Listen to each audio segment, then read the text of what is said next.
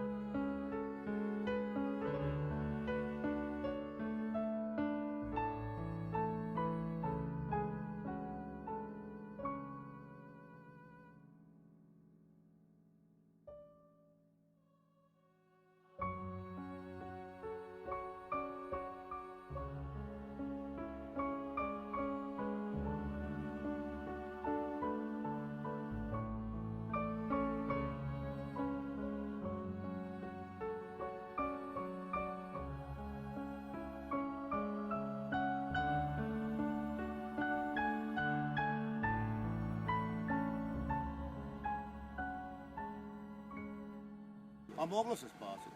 Moglo se.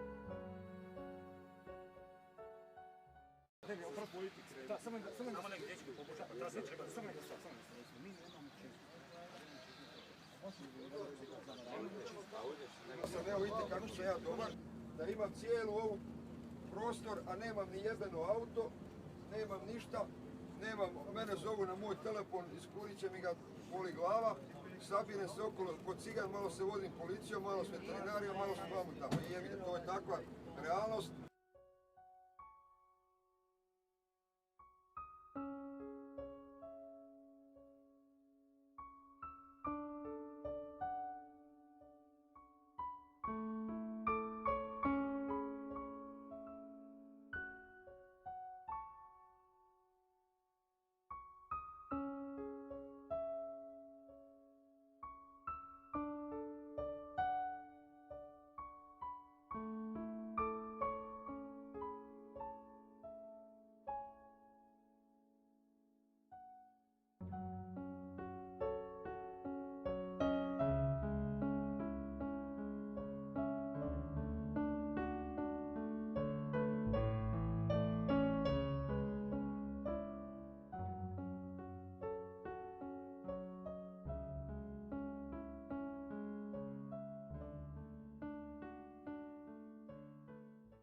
Ivica Vojković, Semeljci.